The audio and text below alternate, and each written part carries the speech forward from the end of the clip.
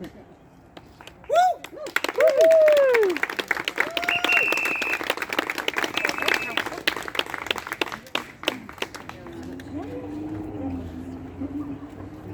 hi everyone. My name is Mandy Clare. I'm a local councillor in Cheshire West and Chester.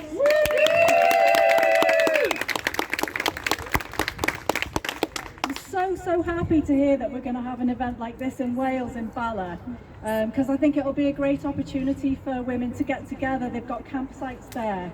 And I think that for a lot of us, it's very taxing doing this work, speaking up, being called names, constantly sort of taking abuse, whether it's online or in person or in meetings or whatever it is. So many of you here, or it's your children that have been affected, so many different ways that we're all gaslit daily with these issues.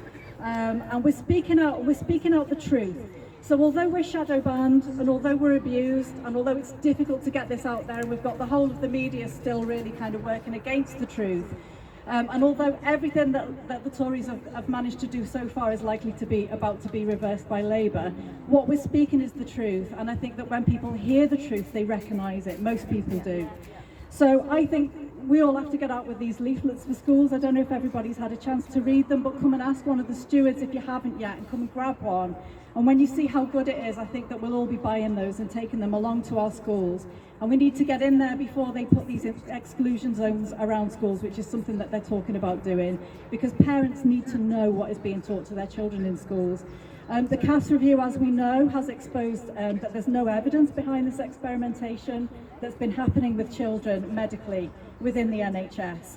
But the grooming that happens within schools that teachers are going along with, sometimes because they think it's kind and inclusive, sometimes because they're just plain cowardly, is just as harmful, and that's creating the pipeline to this harm. And it's mental harm of our children, as well as physical harm. So we want schools to stop confusing our kids, and if parents understand and know and start looking into this, I think we've got an untapped army of support there for what we're trying to do. So that's one thing I'd like to say. And then if you come to Chester, please God come to Chester and support us with that event. I'm one of 70 councillors. Thank you.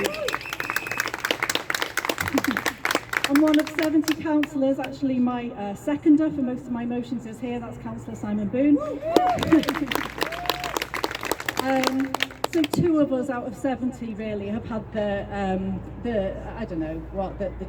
barefaced cheek to stand up and talk in the council chamber about these issues. And we've done that repeatedly over the last year. And we've had like a smattering of people who've abstained, and 1 or 2 who've managed to vote in favour of some of the motions that we've brought. And thank you to them. And Labour consistently, because they have the majority, will vote down the motion. So they used to vote against debating it completely, but then they realised that meant it had to go to a committee where it had to then be debated. So now what they've started to do is vote in favour of debate and then vote to defeat it. So and normally they try and get in fairly quick so that no debate happens, and they just defeat it, and then it doesn't come back on the table for another 6 months or so. It's not allowed to.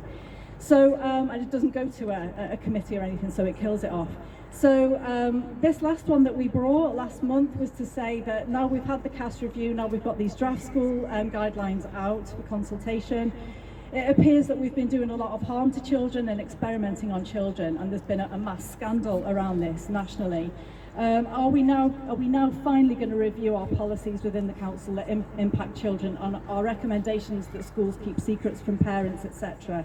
Our recommendations that Mermaids are a reputable organisation for parents and teachers to go to for advice. And again, Labour voted this time to support debate. We had a debate, which was amazing. That was amazing. And some people, some Tories actually spoke up in support. And they defeated it. They voted against it. So they voted against reviewing their policies on child safeguarding that impact child safeguarding, to take account of what was found within the CAS review and what's within the draft guidance for schools. Cowards. So they're cowards. But on the plus side, almost half of the councillors in the chamber voted in support of reviewing the policy. So it was defeated, but we're getting there. We're getting there. Also in Chester, we had the Story House debacle, where we were manhandled or woman-handled out of that building for sticking up for women at a women's weekend, would you believe? And I'm not finished with that yet. I've got people talking to me about possibly taking legal action against them, which I would absolutely love to do. We had striptease and we had sale of massive giant vibrators and stuff in front of children at Pride in Chester last year. And I've asked the council to do a risk assessment to review what went wrong there, look at their licensing, and the leader of the council hasn't replied to any of those emails yet. So I'm going to keep shaming her, I'm going to keep coming up and speaking and saying that out loud to people. And I hope that goes out far and wide. And I'd like to say shame on Labour and shame on the leader of the council for ignoring what happened there with children. We need to try and make sure that never happens again at Pride. So yeah, it would be great to have an event in Chester, talk about that some more. And I want to also say a massive well done. We've got some of our councillor candidates here today, Sally, Tara and Charlotte, who stood for Party of Women.